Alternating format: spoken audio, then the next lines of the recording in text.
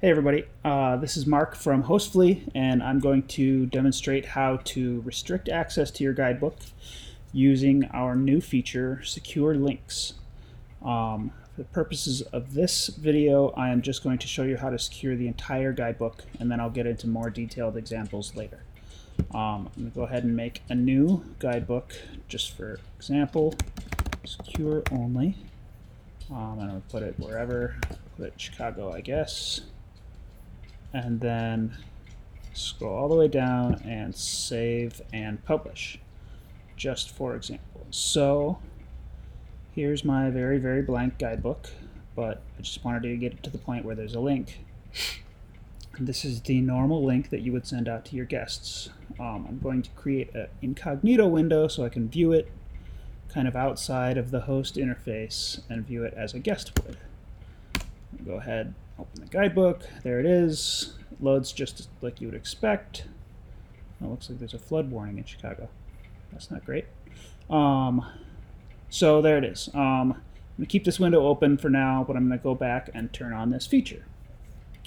So to restrict access to the entire guidebook, you just open up the guidebook and scroll down to the settings section, where there is a new section here that says secure access. Do you want to restrict access to this guidebook? And you just click this to yes, and then you save. So now that this has been turned on, if I go back to our other tab here where the guidebook is loaded by a guest and I refresh, they're going to get this notice that says, you're not authorized to view this guidebook. So there we go. The regular guidebook link no longer works, and you can now set up secure links for this guidebook, and only someone accessing the guidebook with this link can view it. So to set up a secure link, you go to your new menu option on the left here. Let me expand this. It says secure links, and just like any of the other sections here, my own self is in the way here. Let me go click to add a new one, and just like a lot of our other cards, we have this kind of internal label field that helps you keep track of which one is which. So my suggestion for these would be to do something where, this is Joe Smith is going to be visiting, and he's here from September 9th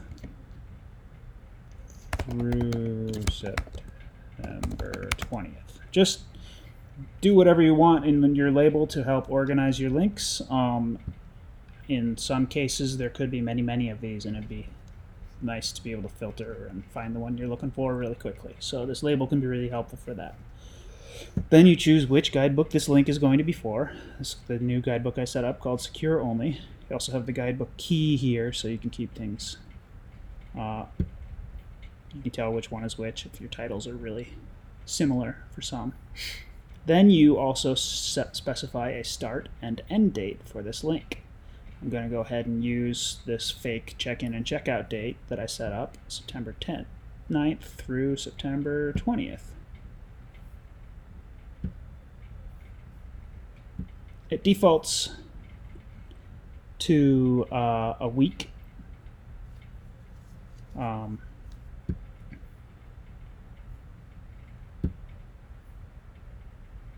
But you can change it to be anything you want. And if you wanted, you could create a secure link that works for years that's kind of generic, and you can send that one out to people that you want to allow to view your guidebook. And then if you need to, you can always disable the link later. If you want to make a new one and you want the old one to stop working, you can change the dates, you could just completely disable it as well. I'm going to leave this to turn to yes because I want it to work. And I'm also, for now, going to ignore this section about adding guest data to the link. But that's pretty cool, and we will go through that in a separate video. I'm going to go ahead and save this token, and you'll see it show up in the list now. Joe Smith, September 9th through September 20th. And you now have a new secure URL here.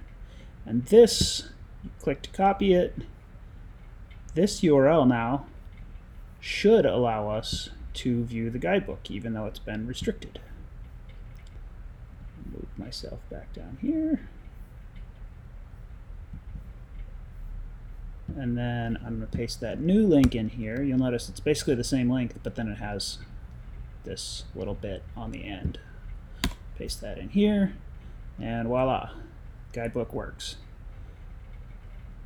And what happens, you'll notice that even after this has been loaded, once the guest has used that secure link, it sets a cookie in the background, so they don't need to set it every single time.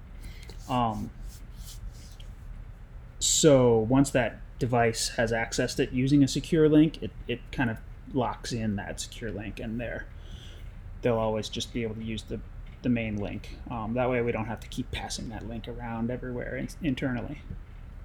But that's it. That's how you can restrict access to your guidebook. You just, for complete example, I'm going to take the basic link again, open up a new fresh incognito window that doesn't have the cookie, and paste that in, and you'll see that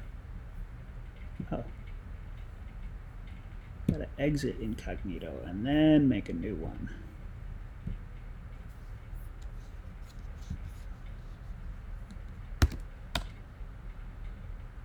And there we go.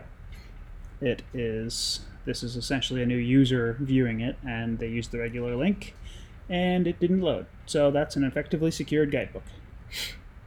Once that expiration date that you set in your link has passed, the secure link that you sent to your guest will no longer work as well. So hopefully you will enjoy this feature, and please reach out with other questions. There will be some more videos in a series about these links on some more advanced topics coming up.